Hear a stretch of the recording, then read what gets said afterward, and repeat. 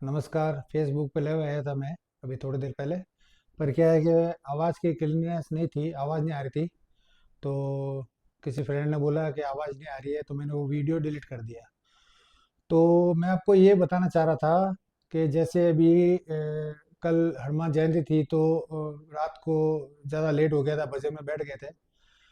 तो सुनते सुनते सुबह हो गई, पता ही नहीं चला। तो इसलिए आज जो जानवरों की सेवा है, जो ऊपर पक्षियों की रखी हुई है कुंडे उंडे साफ करने के लिए, वो करने में थोड़ा लेट हो गया। उसके अलावा क्या है, जो तुम्हें 2 दिन से आंधी आ रही है, तो आंधी की वजह से भी थोड़ी परेशानी हो रही थी। तो मिट्टी विट्टी हटाई छत से, छत साफ की, तो उसमें टाइम लग गया।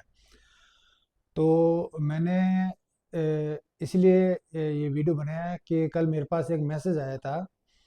किसी का कोई आर के थे, पूरा का नाम नहीं लिखा हुआ था उसमें। तो वो पूछ रहे थे कि जैसे मैं इतना भगवान में विश्वास करता हूँ, भक्ति भाव करता हूँ, और मैं फिर भी परेशान रहता हूँ। जो भी चीज़ सोचता हूँ वो कभी काम नहीं होता, जहाँ जाता हूँ वहाँ पे कुछ ना कुछ परेशानी, घर में बीमारी परेशानी।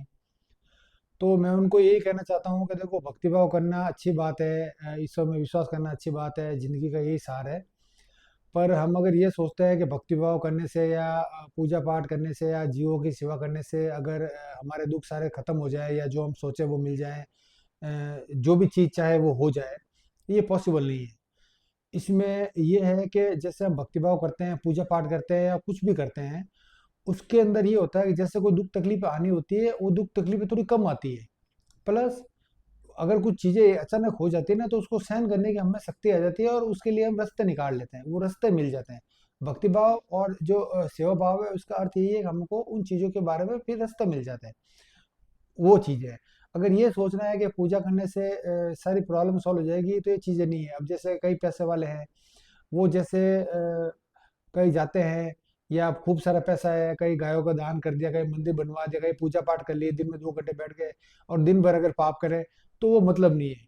कहने का सेंस ये है, अगर आप भक्तिभाव कर रहे हो तो आप में सहन शक्ति आ जाएगी, आपको रास्ते मिलेंगे, परेशानी से निकलने के रास्ते मिलेंगे, और जो परेशानियां आएगी वो थोड़ी कम होकर आएगी। जैसे किसी का एक्सीडेंट होना है, तो एक्सीडेंट हुआ, लेकिन उसके हाथ पैर की कम लगेगी, या नीचे गिरेगा तो लगेगी कम, उसके ये बेनिफिट है। अब इसके ऊपर जो इंसानी तकलीफ है, उसके ऊपर मैं आपको स्टोरी सुनाता हूँ। भगवान के पास इंसान, घोड़ा, गधा और उल्लू, ये चारों गए उम्र मांगने के लिए। इंसान सबसे एंड में था। तो सबसे पहले गधे ने मांगी। तो भगवान ने कहा कि ठीक है, कितनी चाहिए, आपकी इच्छा हो जितनी। भगवान ने कहा ठीक है, 50 साल देता हूँ, ठीक है। फिर घोड़ा गया, घोड़े को 50 साल मिल गई। उल्लू गया, फिर भी 50 साल मिल गई। फिर इंसान गया, इंसान के पास भगवान के पास 25 साल की उम्र बची थी। भगवान ने कहा कि ये मेरे पास 25 ही बची है। भगवान का, इंसान ने कहा ठीक है, 25 है जितनी, ठीक है, और तो क्या है। वो चला गया। थोड़ी देर बाद में ये हुआ, गधा वापस गया, बोला भगवान, मैं गधा हूँ, आपने जिस प्रजाति बनाया उसमें तो मैं 50 साल जी नहीं पाऊंगा, मुझे लोग परेशान कर देंगे। तो एक काम कीजिए, आप मेरी उम्र आधी कर दीजिए, मुझे 25 साल ही जीना है, 25 साल ले लीजिए। भगवान ने उसकी उम्र 25 साल वापस ले ली। उसके बाद में घोड़ा गया, घोड़े ने भी ऐसे ही बोला। भगवान ने बोला ठीक है, उसकी भी 25 साल ले ली। उल्लू गया, उल्लू ने भी यही बोला, मेरी 25 साल, 50 साल बहुत ज्यादा, आप मेरी कम कर दीजिए। भगवान ने कहा ठीक है, उसकी 25 साल ले ली। अब भगवान के पास 75 साल की उम्र हो गई थी। पीछे से इंसान वापस गया, भगवान 25 साल है, मेरा क्या होगा, 25 साल में कुछ नहीं होना है, कृपया करके मेरी उम्र बढ़ाए। भगवान ने कहा देखो, घोड़े गधे और उल्लू की उम्र मेरे पास आई हुई है, आपको तो 75 साल में आपको दे सकता हूँ। इंसान ने कहा ठीक है। तो भगवान ने इंसान को वो 75 साल दे दिए, तो इंसान की उम्र होगी 100 साल। अब ये होता है, जो 25 साल इंसान की जिंदगी थी, इंसान एक्चुअल में वो जिंदगी 25 साल अपनी वही जीता है। ठीक है। उसके बाद में जो 25 साल के बाद में जो पहले जो करना होता है, बचपन होता है, जिंदगी होती है, जो भी होता है, उसके बाद में 25 से लेकर 50 तक जो उसकी उम्र होती है, वो होती है घोड़े वाली। घोड़े वाली मतलब मीन्स कि जैसे उसको जॉब करनी है, उसको पैसा कमाना है, शादी करनी है, मकान बनाना है, गाड़ी लेनी है, जो भी करनी है, तो वो घोड़े की तरह दौड़ता रहता है, कुछ नहीं देखता आगे पीछे, कुछ नहीं। जब ये 25 साल ऐसे निकलते हैं जैसे पता नहीं चलता, वो होती है घोड़े की उम्र। फिर होती है 50 से लेकर 75 साल की, वो होती है गधे की उम्र। गधे की उम्र कैसे, शरीर जवाब देने लग जाता है, बॉडी पेन, कभी ये दर्द कभी वो दर्द, बच्चों की शादी, बच्चों का फ्यूचर, बच्चों की जॉब, ये सारी जिंदगी में लग जाती है।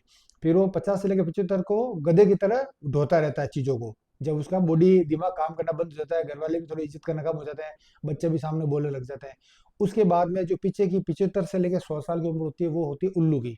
उल्लू मीन्स बिल्कुल बूढ़ा हो जाता है, 75 साल बाद में सुनाई देना बंद, दिखाई देना बंद। उसके बाद में वो बैठा रहता है।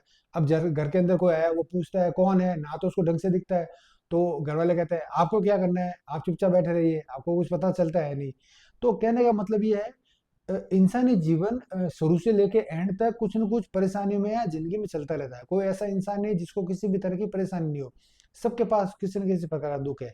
तो दुख में परेशान नहीं होना है, उस दुख का सॉल्यूशन निकालना है और दुख में शांति करके उस समय को निकालना है। देखो, दुख और सुख जिंदगी में चलते रहेंगे। 75% के आसपास जिंदगी में दुख रहते हैं, कभी शारीरिक कभी मानसिक, ठीक है ना। और 25% जिंदगी बिल्कुल खुशी से चलती है। तो हमेशा ये पॉजिटिव थॉट रख के चलो कि भगवान हमें वो शक्ति देगा हर चीज को सहन करने की, हर चीज बर्दाश्त करने की, और जो नुकसान हमारा होना है उस नुकसान कम होगा। तो मैं ये कहना चाहता हूँ उस भाई से, आर के जी से, कि आप पूजा पाठ करके ये सोचो कि भगवान ने मुझे इंसान बनाया है तो मैं भी किसी के लिए भला करूँ। धन्यवाद।